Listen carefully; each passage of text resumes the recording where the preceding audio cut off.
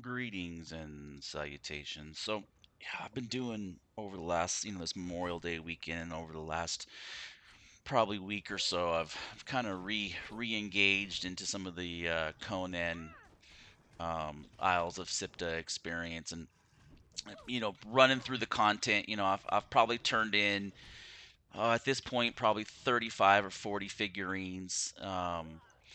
And my friend had asked me to join his server, so I had to re-level up a character, which wasn't too bad. They've done a good job to where the leveling experience is really kind of meant to show you some of the systems, and once you have a good understanding of the systems, uh, you don't need to you know leveling up isn't really relevant. It's being level 60 is relevant, and so I've really been focusing on getting a lot of these feats and getting a lot of uh, uh, don't want to eat this. I need to get her in action.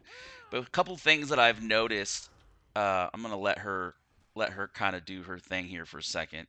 But a couple things I've noticed is there's some synergies we got to take into account here.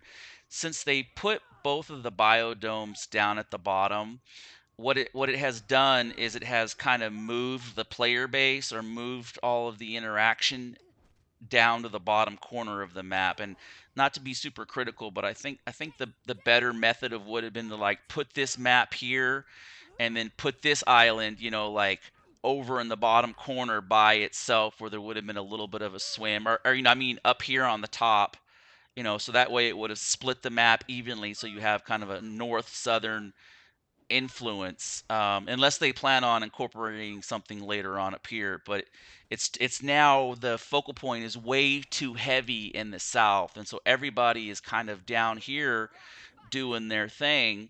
And unfortunately, your only reason for really coming up here are these vaults to fall in the Eldarium. And I've been running through some of this stuff. Like yesterday, I came in here and these guys were falling off the little bridges and resetting. It was just a shit show because they kept getting knocked off, and it was just a joke.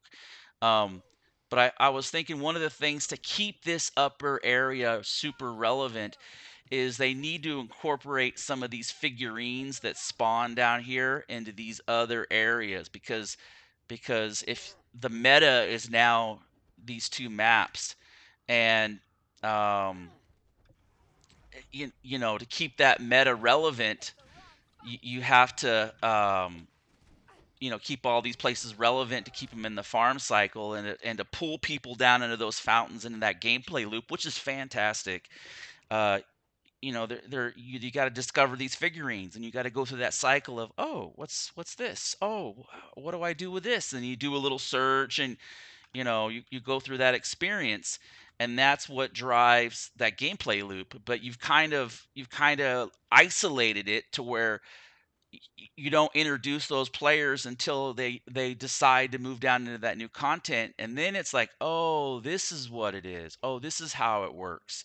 So it's my recommendation is you kind of go through and add, each one of these boss fights, add a potential for a figurine statue, so that way they start to kind of get in, pull them into that mechanic, and kind of segue down into the bottom of the map. It doesn't have to be a lot.